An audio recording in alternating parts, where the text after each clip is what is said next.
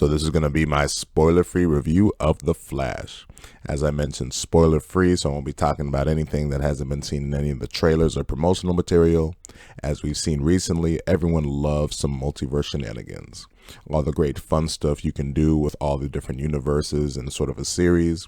And The Flash, well, the DCEU Flash, finally gets his own standalone movie, and the trailers promised another multiverse adventure type thing. Also, due to the recent struggles of DCEU films, I'm talking mainly financially, this film was looked at as sort of a reset point with all the different multiverse possibilities that the story allows here. Besides the potential for multiverse fun, arguably even more intriguing was how the fuck Warner Brothers and DC were going to promote this film when the main star Ezra Miller has been just in so many controversies over recent years. It's too many to list off right now, but needless to say, it was definitely an interesting way they were going to have to approach marketing this film due to all of the actors' controversies. Well, as per the trailers, this film, Barry Allen, the Flash, discovers his ability to go back in time, which he decides to use to right the wrong in his past. In doing so, he has to figure out how to keep the multiverse from breaking with the help of some new friends that he met from some other universes. Now, on a pure entertainment level, I really enjoyed this movie's start. This is all the stuff pre-Speed Force time travel. Maybe it was because it was the last time we'll ever probably see Ben Affleck's Batman, but I also just enjoyed the action in the beginning. I really enjoyed the use of Barry's powers, including a highlight part where he uses his powers to save a group of innocent people from a very dire situation. It's a variation of the kind of action that we saw from Quicksilver from the X-Men films, but it has its own twist here and it was definitely fun to watch. There's also a cool cameo in here that thankfully I wasn't spoiled for before going in. Now, once the film's time travel shenanigans started, I was immediately annoyed by the reckless choices that Barry makes, even if he had good intentions. You know, Bruce Wayne explains to him the many fucked up things that could obviously go wrong with changing anything from the past, highlighted by the known butterfly effect, and yet Barry goes through with it. Now, I get this version of Barry Allen is kind of, innately immature and not always making great decisions, but it's just hard to root for him with some of the stuff he does here.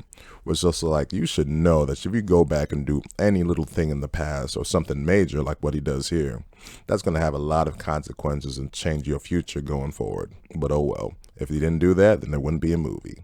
Things admittedly got strangely better for me once Barry has to start and deal and interact with his other self from a new timeline.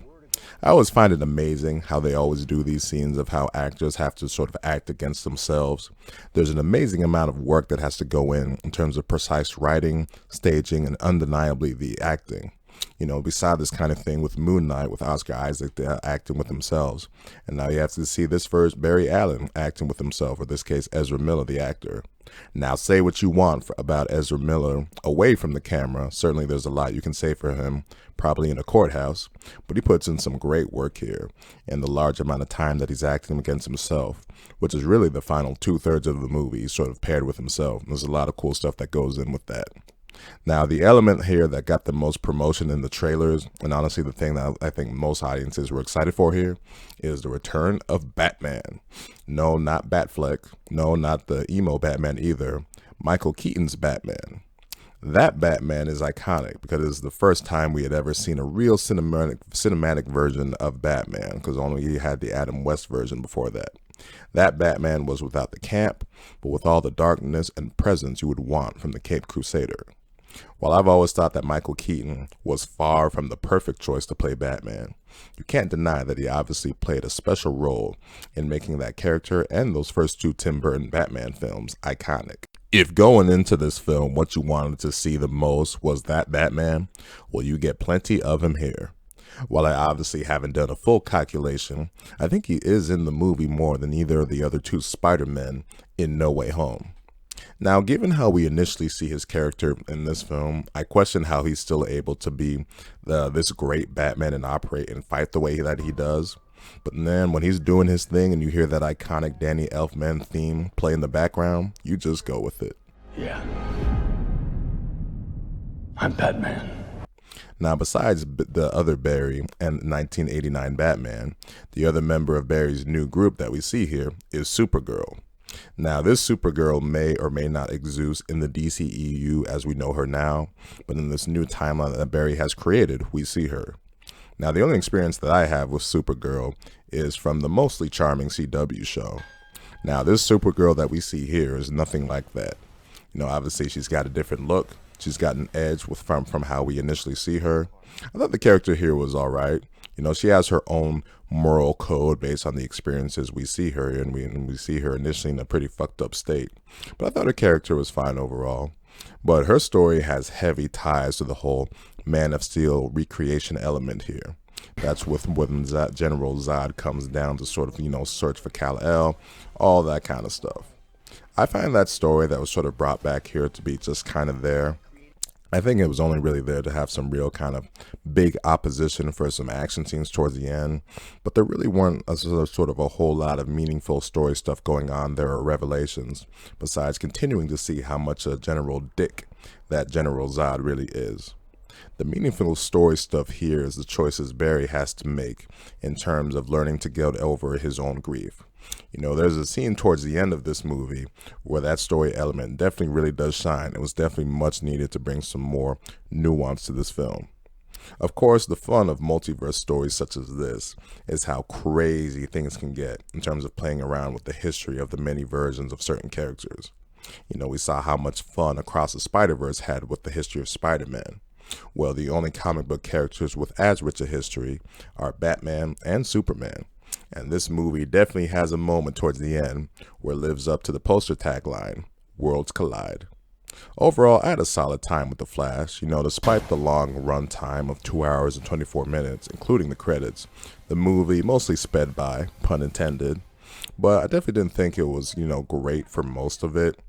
I thought it had the kind of humor you would expect from a movie centering on Ezra Miller's The Flash, and there's definitely some fun stuff that they have with him here, some decent writing and humor and all that.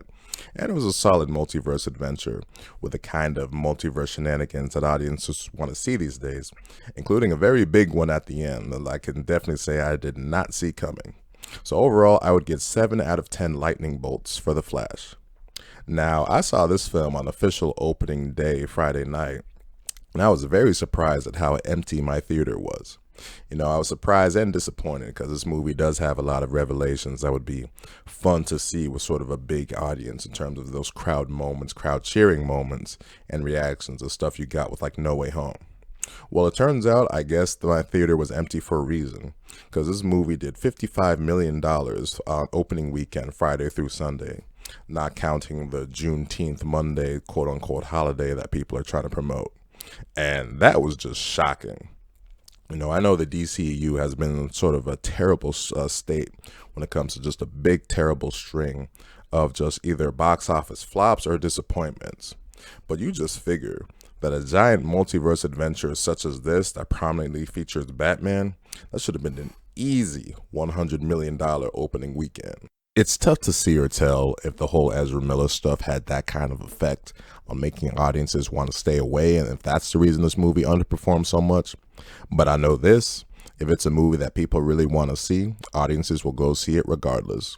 You could have had Tom Holland. He could have been in the same kind of controversies that Ezra Miller would have been in. And I don't think it would have impacted the box office of Spider-Man No Way Home that much, because that's a story and universe that people definitely want to see. I'll tell you what it does show, is that it shows that this current DCEU universe really is dead, and a hard reboot is definitely needed. Because this universe has just had such a long list now of box office disappointments. When you go back to the Suicide Squad, James Gunn's Suicide Squad, which did have the pandemic excuse.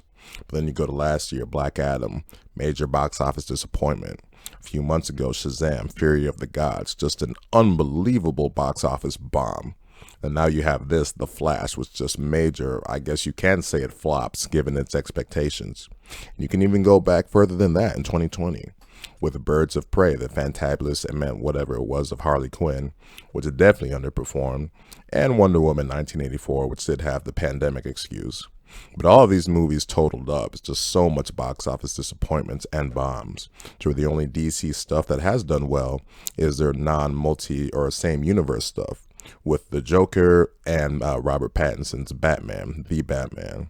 This DCEU has had its run. It's gone over 10 years since Man of Steel came out in 2013. And there's been some solid stuff there. Obviously nowhere near the overall experience that the MCU has been. But I guess this universe has a few more installments, with Blue Beetle coming out in a few months, which looks alright. Then you have Aquaman and the Lost Kingdom coming out later this year. And I don't really have a whole lot of interest in that at all. And that's someone that did enjoy the first Aquaman. And after that, it's reboot time with James Gunn's Superman Legacy coming out in 2025, I guess.